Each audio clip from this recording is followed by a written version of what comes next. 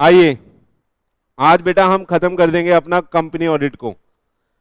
आज हमारा final lecture है इसका, इसके बाद ये वाला चैप्टर खत्म। और बहुत ही इंपॉर्टेंट था ये, आपको पता है, तो आपको घर पे भी इसे रैप अप कर देना है बहुत अच्छे से पढ़ के। तो लॉ के लिए भी और ऑडिट के लिए भी आप इसको रैप अप कर दोगे। आइए, आज जो हम प्योरली पढ़ने वाले हैं वो पूरा का पूरा एच है, पूरा का पूरा ऑडिट बेस्ड है। आज जितना भी पढ़ने वाले हैं इसमें लॉ का कुछ भी नहीं है। आज हम जितना भी पढ़ने वाले हैं उसमें लॉ का कुछ भी नहीं है, पूरा का पूरा ऑडिट बेस्ड है। तो आज का लेक्चर वैसे भी इंपॉर्टेंट हो जाता है फॉर द ऑडिट पर्सपेक्टिव। चले आइए, आज जो मैं आपको पढ़ाने वाला हूं उसको बोलते हैं बेटा कंपनी ऑडिटर रिपोर्ट ऑर्डर, जिसको आपने सुना होगा, मैंने पहले भी जिक्र करा होगा। हम कारो बोलते हैं, प्रोफेशनल लोग क्या बोलते हैं, प्रोफेशनल लोग, हम लोग प्रैक्टिकली हम इसको क्या बोलते हैं, कारो। कारो क्या है, कंपनीज ऑडिटर रिपोर्ट ऑर्डर। यहां लिखा है 2020, इससे पहले जो चलता था वो 2016 वाला चलता था।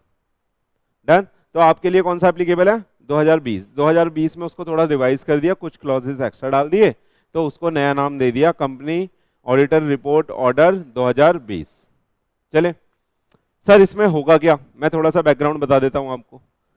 सर इसमें होगा क्या, देखो आपने इतना सारा ऑडिट पढ़ लिया, आपको ये पता चल गया कि ऑडिट बहुत वास्ट है, बहुत सारी चीजें हमें चेक करनी है, नंबर ऑफ चीजें चेक करनी है। आप कितनी भी चीजें चेक कर लो, कुछ ना कुछ रह जाएगा, है ना।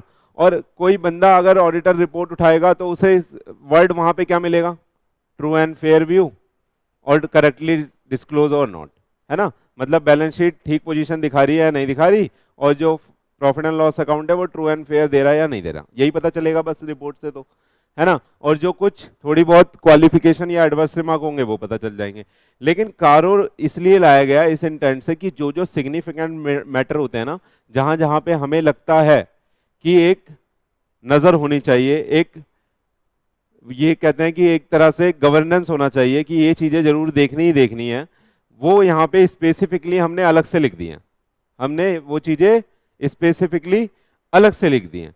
तो कह रहा है कि जिस पे भी अभी एप्लीकेबिलिटी पे बात करेंगे, पहले मैं बैकग्राउंड बता रहा हूं आपको एप्लीकेबिलिटी के बारे में। तो लिखा ही है, सब कंपनियों के ऊपर हमने एप्लीकेबल नहीं बनाया। क्यों, क्योंकि भैया सब में इतना डीपली जाने की जरूरत नहीं है। जहां पे ऐसा लगता है कि पब्लिक का पैसा लगा हुआ है, और जहां पे ऐसा लगता है कि यहाँ पे लॉ वो हो सकता है, जो साइफनिंग ऑफ फंड हो सकता है, पैसे का मिसयूज हो सकता है, गवर्नेंस अच्छे से नहीं हो सकता, पैसे का गलत फायदा उठाया जा सकता है, तो वहां पे हमने कारो एप्लीकेबल कराया। और कारो के अंदर ऑडिटर के ऊपर रिस्पॉन्सिबिलिटी डाली है कि जो जो इसकी चेकलिस्ट है, जो जो इसमें पॉइंट है, वो सब आपको चेक करने हैं।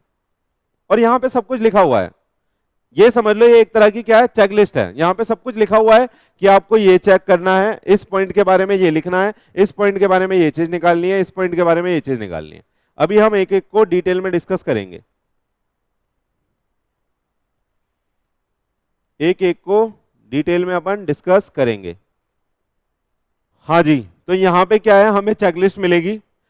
जैसे मान लो एक टॉपिक आया इन्वेंट्री, तो इन्वेंट्री के बारे में हमें देखना है कि भैया किस पे वैल्यूएशन हुआ, ठीक है, फिजिकल रिकॉर्ड रख रहे हो या नहीं रख रहे, आपका मेथड कौन सा, लीफो, वेटेड एवरेज, फीफो, ठीक है। तो हर पॉइंट के बारे में यहाँ पे स्पेसिफिकली बताया है कि आपको ये चीजें चेक करनी है। समझ में आया आपको, बैकग्राउंड क्लियर है।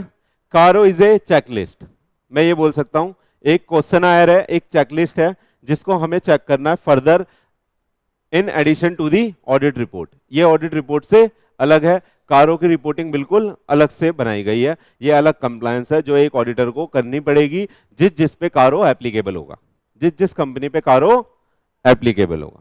चले पक्का, आइए। कह रहा है एप्लीकेबिलिटी, सबसे पहले तो यही पढ़ना पड़ेगा किस पे एप्लीकेबल है। आइए, कह रहा है it shall apply to every company including foreign company as defined under clause 42 of section 2 of the company act 2013 except, except बोले दो, इन पे एप्लीकेबल नहीं है और सब पे एप्लीकेबल है। पहला देख लो, ध्यान रखना एप्लीकेबिलिटी से बहुत सारे एमसीक्यू बन सकते हैं, ठीक है। और यहां से वो डिस्क्रिप्टिव भी बन सकता है, केस स्टडी आपको आप पूरा लिख दोगे, उसमें बाद में पता चलेगा एप्लीकेबल ही नहीं था, उसमें बाद में पता चलेगा एप्लीकेबल ही नहीं था। देख लो, कह रहा है a banking company as defined under clause C of section 5 of the banking regulation act. तो कह रहा है बैंकिंग कंपनी के ऊपर एप्लीकेबल है या नहीं? नहीं है। देखिएगा, insurance company as defined under the insurance act, insurance पे एप्लीकेबल है या नहीं है? नहीं है। कह रहा है a company license to operate under section 8 of company act 2013 applicable है या नहीं है? तो कह रहा है इन सबको हमने स्पेसिफिकली एक्सक्लूड कर दिया। आइए, कह रहा है a OPC one person company as defined under section clause 62 of section 2 of the company act. आगे आइएगा, a small company as defined this और एक प्राइवेट कंपनी। पहले यहां तक आप क्रक्स निकाल दो, किस किस पे एप्लीकेबल नहीं है, यहां तक पूछ रहा हूं पहले मैं। बैंकिंग पे एप्लीकेबल नहीं है, इंश्योरेंस पे एप्लीकेबल नहीं है, कंपनी सेक्शन 8 कंपनी पे नहीं है, ओपीसी पे नहीं है, स्मॉल कंपनी पे नहीं है। स्मॉल कंपनी के लिए कौन सी डेफिनेशन चलेगी? क्या लिमिट आ गई है? 4 और 40, 4 कैपिटल 40 टर्नओवर। याद है? नहीं है? नहीं सर हमें कुछ याद नहीं है, छोड़ो छोड़ो, कल की बात है, कल की बात पुरानी, छोड़ दे। आइए अब प्राइवेट लिमिटेड को ध्यान से पढ़ लेना, प्राइवेट को ध्यान से पढ़ लेना। प्राइवेट की एप्लीकेबिलिटी थोड़ी सी अलग है, देखना। कह रहा है private limited company not being a subsidiary और holding company of a public company. सही है? अगर कोई प्राइवेट कंपनी है और वो होल्डिंग या सब्सिडरी हो गई किसी पब्लिक की, तो यहां पे एप्लीकेबल हो गया, आगे बढ़ने की जरूरत नहीं है। समझ में आया? समझ में आया? आइए अब कह रहा है इतना ही काफी नहीं है, इसके साथ साथ ये लिमिट भी चेक करनी पड़ेगी, इसके साथ साथ ये लिमिट भी चेक करनी पड़ेगी। मैं कोई प्राइवेट कंपनी हूं और मैं सब्सिडरी भी नहीं हूं, मैं होल्डिंग भी नहीं हूं किसी पब्लिक कंपनी की, तो उसके लिए अब नीचे आना है। समझ में आया? अगर मैं प्राइवेट कंपनी हूं, होल्डिंग हूं या सब्सिडरी हूं, तो नीचे आने की जरूरत नहीं है, वैसे ही आपके ऊपर एप्लीकेबल हो जाएगा, वैसे ही आपके ऊपर एप्लीकेबल हो जाएगा। एक्सेप्शन पढ़ रहे हैं ना? चलें आइएगा। कह रहा है paid up share capital and free reserve not more than 1 crore, not more than 1 crore as on the balance sheet date. क्या बोला? हाँ, यानी हमारा 1 करोड़ या 1 करोड़ से कम होना चाहिए, तो हमारे ऊपर एप्लीकेबल होगा या नहीं होगा?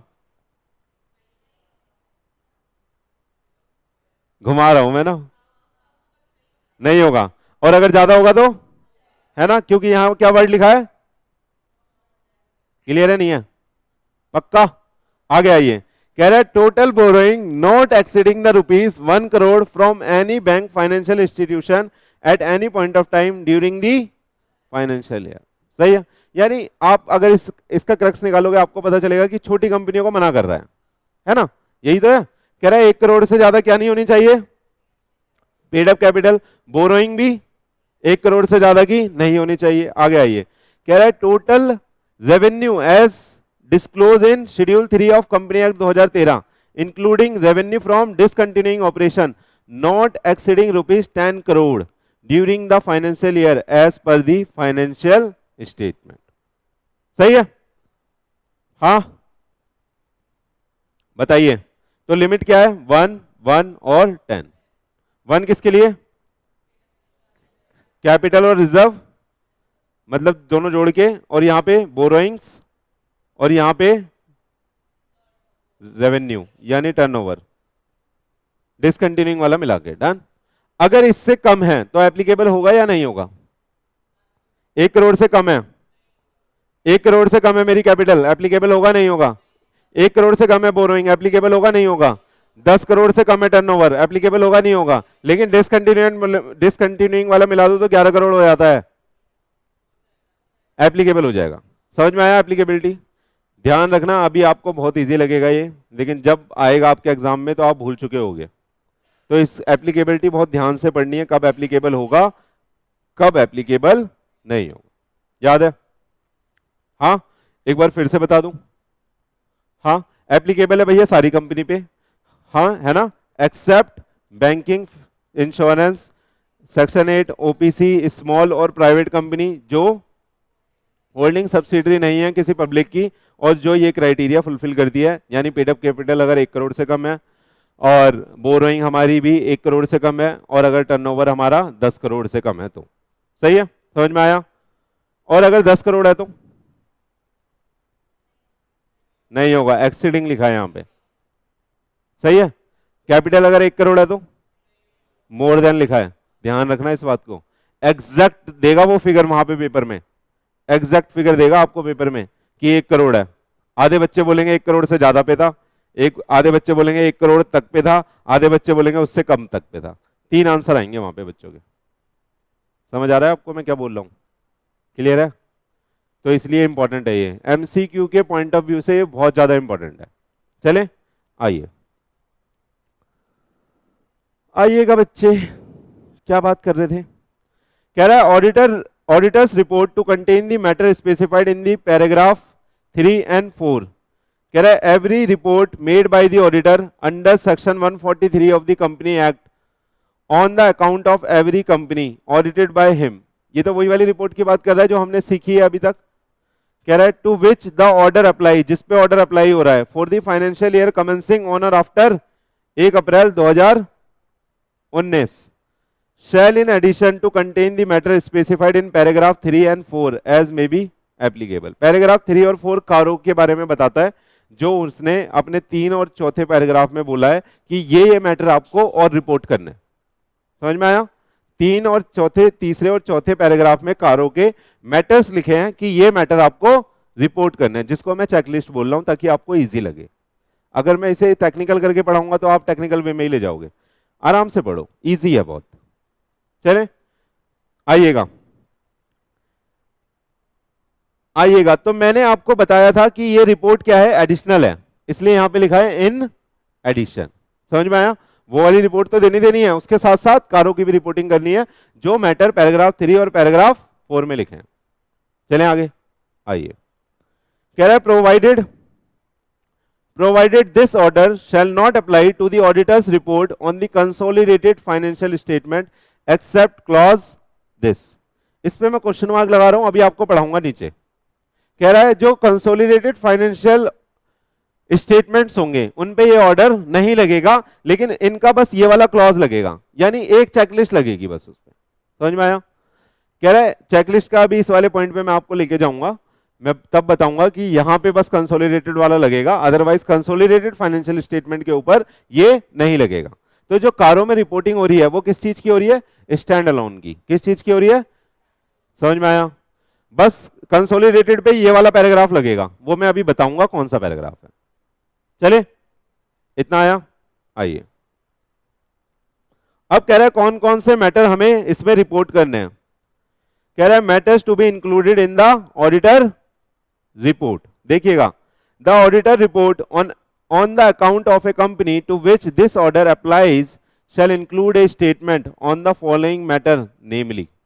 मतलब कह रहा है ये सारे अब चेकलिस्ट हैं, ये सारे मैटर्स हैं जिन पे हमें चीजें बतानी है। सही चल रही है मूवी, मूवी सही चल रही है आप लोगों की, सबके हाथ में कप है, मजा आ रहा है देखने में, ऐसा लग रहा है मैं डांस कर रहा हूं। चलो फीलिंग तो ले ही सकते हैं। सुनिएगा, यहां पे मेरे पास है अपना पैक 120 ml गर्म पानी का। सुनिएगा, अरे प्लीज बच्चों, यहां पे लिखा है 1 अप्रैल 2019 से लगेगा ये, लेकिन मैंने आपको अभी बताया कि 2016 में भी था कारो। हाँ, तो ये किसके लिए लिखा है, 2020 में जो नया वाला कारो आया ना उसके लिए ये डेट थी। समझ में आया। और यहीं पे ये लिखा हुआ था, इसी में नीचे अगर आप फर्दर रिसर्च करोगे तो आपको पता लगेगा, वहीं पे नीचे लिखा हुआ था कि जिस पे 16 अप्लाई हो रहा था उस पे 1 अप्रैल 19 से अब 20 अप्लाई होगा। कुछ गलत बोल दिया, समझ में आ रहा है। जिस पे 16 अप्लाई हो रहा था उस पे अब 2020 वाला कारो लगेगा, ये 1 अप्रैल 20 से। तो जो 1 अप्रैल 2019 वाली डेट है ये 2020 के लिए आई है, 2020 ही आपके लिए एप्लीकेबल है। चले आइए, अब पहली जो चेकलिस्ट है देखो किसकी है, आपका फेवरेट है ये तो, एएस। क्या है ये, पी पी पी, मतलब कह रहा है जी भर के पी। अरे मतलब 3 पी, पी पी पी, सुनिएगा प्लीज, पी से आप ये मत समझना कि आज जाके पीनी है, हमका पीनी है, पीनी है, हमका पीनी है। हाँ, वो बाद में, उसके लिए अलग से पैसा लगता है। आ जाओ। तो कह रहा है पहले हम प्रॉपर्टी प्लांट इक्विपमेंट और इंटेंजिबल एसेट्स के बारे में, प्रॉपर्टी प्लांट इक्विपमेंट और इंटेंजिबल एसेट के बारे में, प्रॉपर्टी प्लांट एंड इक्विपमेंट और इंटेंजिबल एसेट के बारे में रिपोर्टिंग करेंगे। क्या क्या रिपोर्टिंग होगी अभी डिस्कस करेंगे, बहुत इंपॉर्टेंट है प्रैक्टिकल एस्पेक्ट से भी और एग्जाम पॉइंट ऑफ व्यू से भी। समझ में आ रहा है, नहीं आ रहा? आइए, बहुत आसान भी है, ये मत सोचना कि टेक्निकल है तो मुश्किल है, बहुत आसान है, बस याद रखना है आपको। आइएगा, मैं तो पढ़ा के निकल जाऊंगा। आइएगा, रिकॉर्ड्स याद रखना आपकी जिम्मेदारी है ना, क्योंकि मेरा तो हो गया, चार्टेड है हम तो, लगते नहीं वो बात अलग है आपको, है ना, आप तो दोस्त बन गए हो हमारे। आइएगा, पहला ध्यान से प्लीज, पहली चेकलिस्ट क्या बोल रही है, कह रहा है वेदर द कंपनी, ध्यान से please, weather the company is maintaining proper record showing the full particular including quantitative detail and situation of property plant and equipment. क्या बोला, यहां तक क्या बोला, कोई मेरे को समझा दो प्लीज।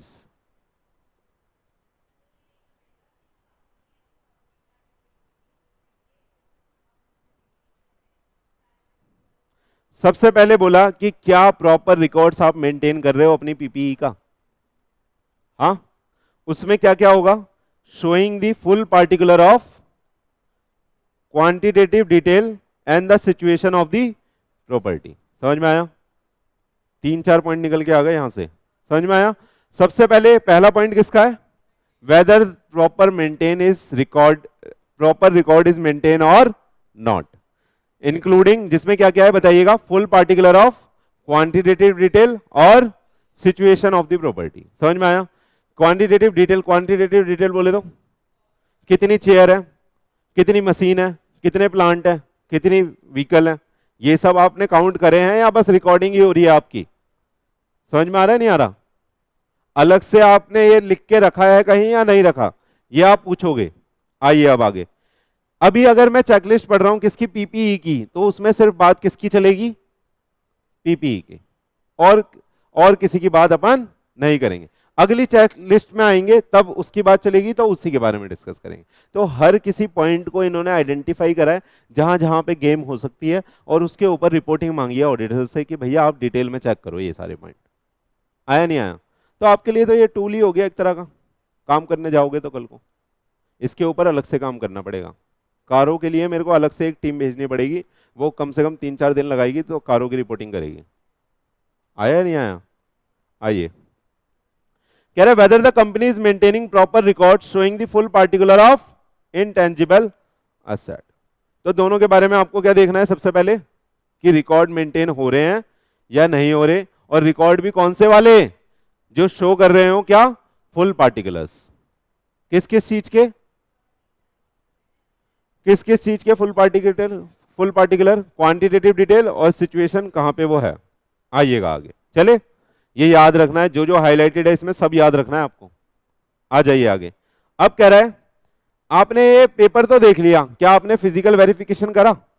आपके पास पेपर तो आ गया, रिकॉर्ड आ गया, ये सारी एसेट है, ये यहाँ पे है, ये फैक्ट्री में, ये प्लांट में, ये कॉर्पोरेट ऑफिस में, सबके आपके पास रिकॉर्ड आ गया। क्या आपने उसे जाके देखा बीइंग ए ऑडिटर? ये पूछा गया है अगले पॉइंट में। देखिए, कह रहा है whether these property plant equipment have been physically verified by the management at the reasonable interval, whether any material discrepancy were noticed on such verification, and if so, whether the same have been properly dealt with in the books of account or not। समझ में आया? क्या बोला बताना?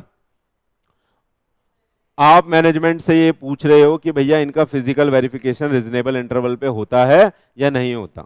समझ में आया? आपने इंटरनल कंट्रोल में भी पढ़ा था कि अगर रैकरिंग ऑडिट चल रहा है तो आप इंटरवल पे पूछ लोगे कि 3 साल में एक बार चेक करते हो या नहीं करते, है ना। तो इस तरह की टेक्निक लगा के आप मैनेजमेंट से पूछोगे कि फिजिकल वेरिफिकेशन आप करते हो या नहीं करते। और फिजिकल वेरिफिकेशन जब होता है तो इस 100% तो मिलेगा नहीं रिकॉर्ड से मैच करता हुआ, कुछ ना कुछ टूटा फूटा बेकार गायब भी मिलेगा, है ना। तो जो डिस्क्रिपेंसी आती है उसके साथ कैसे डील कराया आपने, ये आप पूछोगे।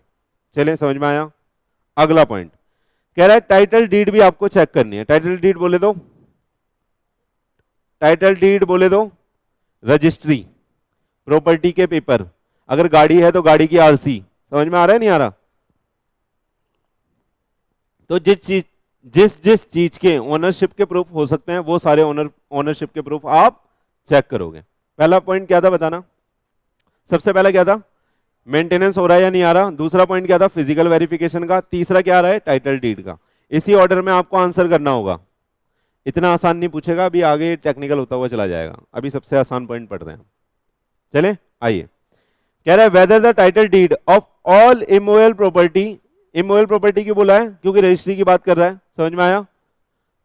अरे सीरियस नेचर का तो वही होता है ना, कई बार गाड़ी तो अगर पुरानी भी खरीद लो, आरसी पुराने ओनर के नाम पे रहती है लेकिन आपकी ओनरशिप में आ जाती है, आप सेल डेट दिखा देते हो उसके लिए। तो टाइटल डीड किसकी बात कर रहा है? इमोवेबल प्रॉपर्टी की। Other than properties where the company is the lessee and the lease agreement were are duly executed in favour of lessee. सही है, लेसर आएगा यहां पे ना। सही है, समझ में आया? देख लो, कह रहा है, मैं यहां से दोबारा पढ़ रहा हूं, ये जो ब्रैकेट में था ये अदर देन था, आपको ऐसे पढ़ना है, whether the title deed of all immovable property disclosed in the financial statement are held in the name of the company, if not provide the detail thereof in the following format. समझ में आया?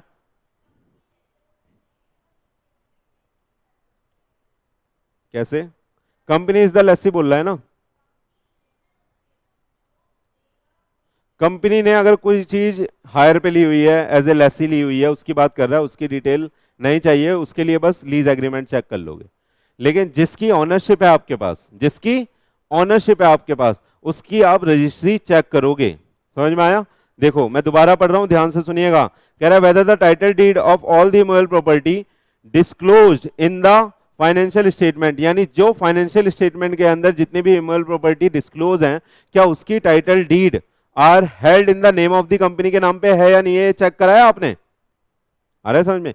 हो सकता है वहां पे 5 property हो, उसमें से 2 प्रॉपर्टी कंपनी के नाम पे हो, 3 प्रॉपर्टी पता नहीं किसके नाम पे हो, लेकिन आपकी बैलेंस शीट में आपने दिखा रखी है। आ रहा है या नहीं आ रहा? तो ये आपको चेक करना है। इफ नॉट तो प्रोवाइड करनी है डिटेल। अब आपसे जो पेपर में पूछेगा वो इफ नॉट पूछेगा। क्या पूछेगा? If not. वो बोलेगा आप गए, कारों की रिपोर्टिंग आप कर रहे थे, आप चेक कर रहे थे, आपको मिला ऐसा कि वहां पे जो प्लांट एंड पीपीई है उसमें से जो इमोवेबल प्रॉपर्टी है उसकी कुछ कुछ, जैसे 5 है उसमें से 2 तो मिल गई, 3 नहीं मिली, उसके साथ क्या करना है? आप ये आपको बताना पड़ेगा। आपको क्या बताना पड़ेगा? कि जो नहीं मिली, जो प्रॉपर्टी कंपनी के नाम पे नहीं मिली, उस केस में आपको इस फॉर्मेट में उसकी रिपोर्टिंग करनी है। समझ में आया?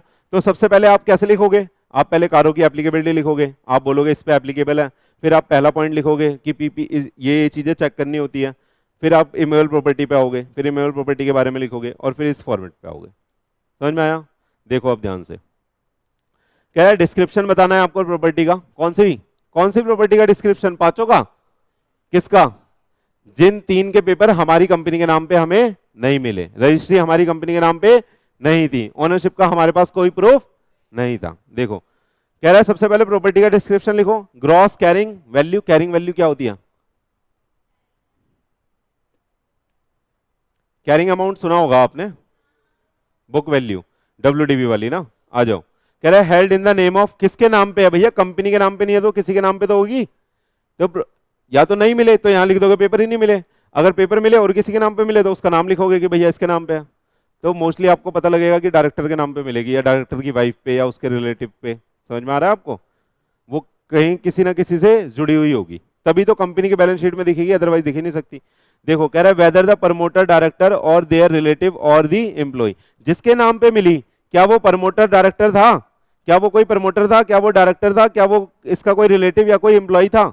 ये आपको यहां पे टिक करना है। समझ में आया? देखो अब कह रहा है period held indicate the range where appropriate, जिस दिन से जिस दिन तक हमने ये बैलेंस अपनी कंपनी में दिखाया है, जिस दिन से जिस दिन तक ये असेट हमने अपनी कंपनी में दिखाया है।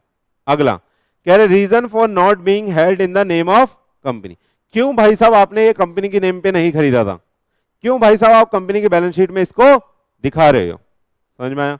तो उसका आप रीजन देखोगे, आल्सो इंडिकेट इफ डिस्प्यूट चल रहा है अगर उस प्रॉपर्टी के ऊपर, तो वो भी आपको इंडिकेट करना है। समझ में आया? अभी मैं फिर से बोल रहा हूं आपको, अभी ये बहुत इजी लगेगा, लेकिन इसको याद रखना थोड़ा डिफिकल्ट है। तो इसके फॉर्मेट वगैरह, ये चार्ट वगैरह आप बना के देख लेना एक बारी, आपको याद हो जाएगा। इतना भी मुश्किल नहीं है कि याद ही ना हो।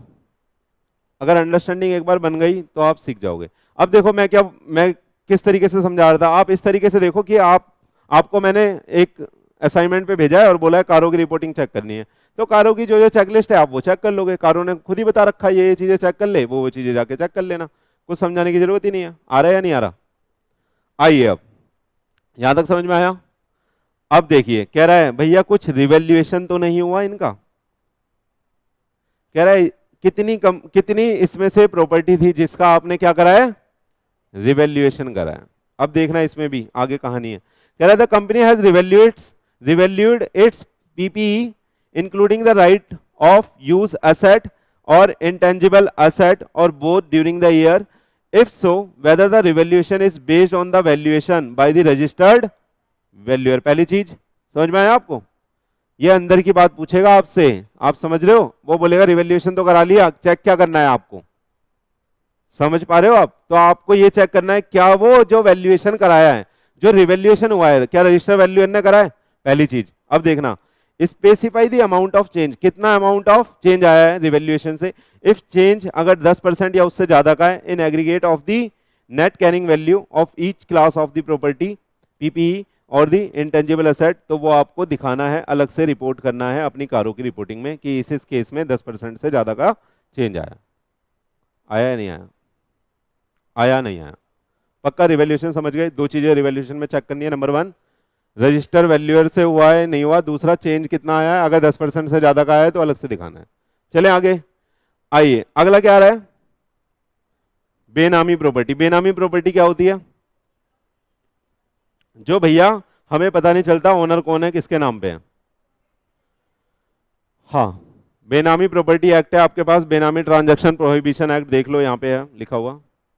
आ जाओ मेरे बच्चे प्लीज, सुन लो सुन लो सुन लो। कह रहा है वेदर, हाँ एक्ट का नाम है यार बेनामी, देखो इसने हमारे बारे में सोचा है। आ जाओ, whether the proceeding have been initiated or are pending against the company for holding any Benami property under the Benami Transaction Prohibition Act 1988। ठीक है, 1988 कह रहा है ये सेक्शन है उसका, है ना। And the rule made thereunder, if so whether the company has appropriately disclose the detail in its financial statement. समझ में आया? अगर बेनामी ट्रांजैक्शन के अंदर, बेनामी ट्रांजैक्शन प्रोहिबिशन एक्ट के अंदर अगर आपका कोई डिस्प्यूट या केस चल रहा है तो वो आपको अलग से डिस्क्लोज करना है। समझ में आया? और ऐसी प्रॉपर्टी का जिसके ऊपर बेनामी के अंदर आपको केस चलना है वो आपको दिखानी है। तो आपको ये पूरा समझ में आ गया कि पीपीई के केस में कारों की क्या क्या रिपोर्टिंग है। एक बारी बता देंगे, समराइज कर देंगे, एक बारी समराइज कर दीजिए प्लीज। सबसे पहले रिकॉर्ड मेंटेन हुए हैं या नहीं हुए प्रॉपर, फिर फिजिकल वेरिफिकेशन, फिर टाइटल डीड, और फिर अगर टाइटल डीड नहीं है तो ये वाला फॉर्मेट, ये इस फॉर्मेट में चाहिए डिटेल। रिवैल्यूएशन किसका हुआ है, अगर रिवैल्यूएशन हुआ है रजिस्टर वैल्यूअर से करा या नहीं करा, और 10% से ज्यादा हुआ है तो वो दिखाना है। बेनामी प्रॉपर्टी के केस में अगर कोई प्रॉपर्टी ऐसी तो नहीं है जो कंपनी में बेनामी हो, यानी किसी के नाम पे ना हो, पता ना चल रहा हो, और उसका कोई केस चल रहा है, तो वो भी आपको डिस्क्लोज करनी है। समझ में आया? हाँ पक्का। चलें आगे। तो आपने एक उसका चेकलिस्ट का एक पॉइंट खत्म कर लिया, ऐसे कम से कम 20 पॉइंट है। चलें आगे, आ जाओ, तैयार हो ना? मजा आ रहा है? नई चीज है, हाँ अलग से एक रिपोर्टिंग नहीं डाली थी। इन्वेंट्री के ऊपर आ जाते हैं, इजी इजी है ना। आपको मैं शॉर्ट में आपके एएस पढ़ा रहा हूं। आ जाओ, इन्वेंट्री वही चीज है। इन्वेंट्री का, अरे कोई गुड्स है, स्टॉक है, क्या होगा उसका, उसके भी रिकॉर्ड मेंटेन होंगे, उसका भी फिजिकल वेरिफिकेशन होगा, उसमें भी डेविएशन आएगा, और जितना डेविएशन आया है 10% से ज्यादा है उसको भी अलग से दिखाना है। वही सब कहानियां होंगी यहाँ पे। चले, ब्रॉडली अगर आप ध्यान से सोचो तो आपको सब क्लियर होता चला जाएगा। हमें चेकिंग करनी है, और अलग से जो जो क्रिटिकल मैटर है वहां पे इन्होंने मांगा है। आ जाओ, देखो पहला क्या आ रहा है, कह रहे whether the physical verification of the inventory has been conducted at the reasonable interval by the management and whether in the opinion of the auditor the coverage and the procedure of such verification by the management is appropriate and whether any discrepancy of 10% or more in the aggregation of each class of the inventory were noticed, and if so whether they have been properly dealt with in the books of account. Same बात बोली है, physical verification वाली same बात है जो ऊपर लिखी थी बिल्कुल। चलें आगे, आ जाइए। कह रहा है वर्किंग कैपिटल आपको चेक करनी है, देखना ये ध्यान से, जरा ये ध्यान से देखना मेरे बच्चे। वर्किंग कैपिटल का मतलब है ना, बहुत बढ़िया, यानी जिससे काम चल रहा है वही तो होता है। ऑपरेटिंग एक्टिविटी के लिए जो फंड घूमते रहते हैं साइकिल में, वो उन्हें कहते हैं वर्किंग कैपिटल। देखिएगा, कह रहा है whether during any point of time of the year the company has sanction working capital limit. कौन सी limit? Working capital limit in excess of 5 crore या उससे ज्यादा की लिमिट भी याद रखनी है यहां पे जितनी भी आएंगी। In aggregate from the banks और financial institution on the basis of the security of current asset. यानी आपने स्टॉक का हाइपोथिकेशन करके कोई पैसा तो नहीं उठाया हुआ, समझ में आ रहा है आपको? आपने स्टॉक को प्लेज करके कुछ पैसा तो नहीं उठाया हुआ। अगर आपने कुछ पैसा उठाया हुआ है और वो पैसा अगर 5 करोड़ से ज्यादा है तो ये कहानी आएगी। समझ में आया? समझ में आया? आपने स्टॉक का हाइपोथिकेशन करके कुछ पैसा उठाया हुआ है और वो 5 करोड़ से ज्यादा है तो यहाँ पे कहानी आ जाएगी। देखना, whether the quarterly return and the statement filed by the company in such bank और financial institution are in agreement with the books of account of the company and if not give the detail. समझ में आया? अब सुनना ध्यान से। होता क्या है, कंपनियां ना बैंक में दिखा देती है मेरा 500 करोड़ का स्टॉक है, ठीक है, बैंक के लिए अलग से पेपर तैयार हो गया मेरा 500 करोड़ का है। जब ऑडिटर चेक करने गया वहां पे 100 करोड़ का दिख रहा है, 5 करोड़ ज्यादा, 5 टाइम्स ज्यादा दिखाया हुआ है। क्यों? क्योंकि हमें ये मिल जाए। ये क्या होता है? Working capital limit.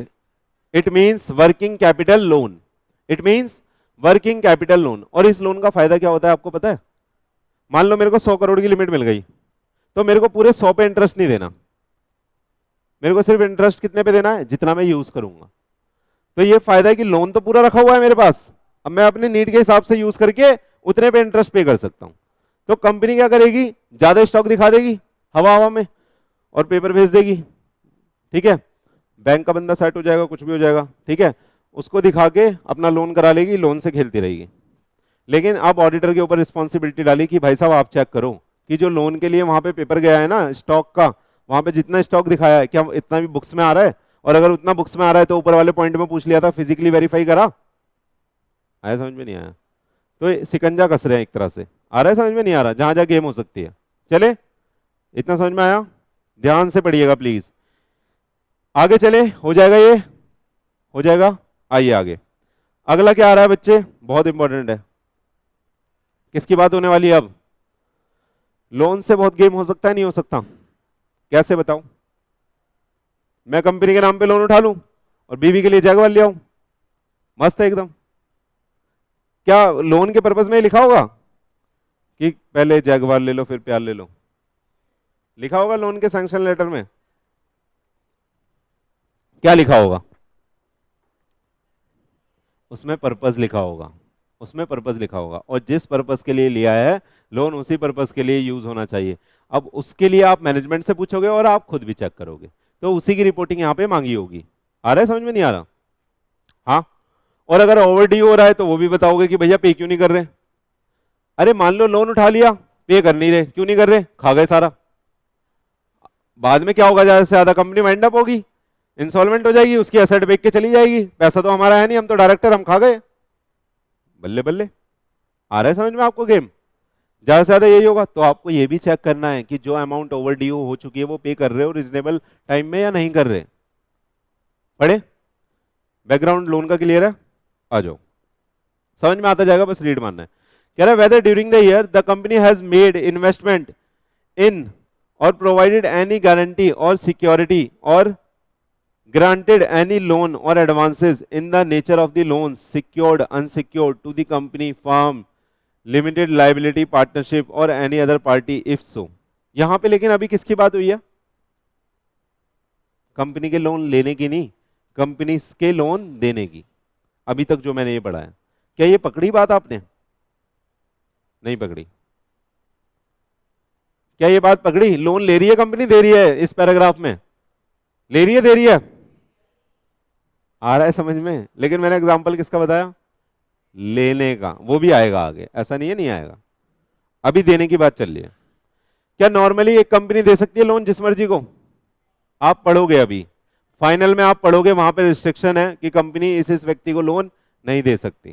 ठीक है, वो अभी यहाँ पे सेक्शन नंबर भी आएगा, तो आप पढ़ लेना घर पे खोल के, आपके सिलेबस में नहीं है वो, लेकिन पढ़ लेना, एक बार ही गो थ्रू कर लेना। ठीक है, आ जाओ।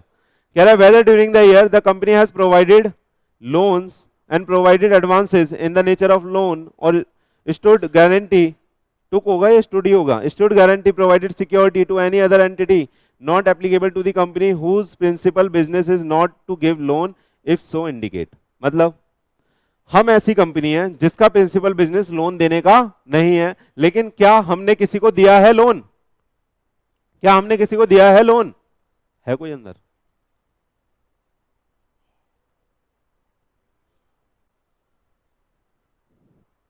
चलें बच्चा लोग, देखो, तो ये कह रहा है कि हमारा काम नहीं है, हमारा धंधा नहीं है लोन लेने का, लेकिन क्या आपने दिया हुआ है? तो सबसे पहले ये चेक करना है क्या ऐसा लोन आपने दिया हुआ है या नहीं। देखिएगा, अब वो इंडिकेट कर रहा है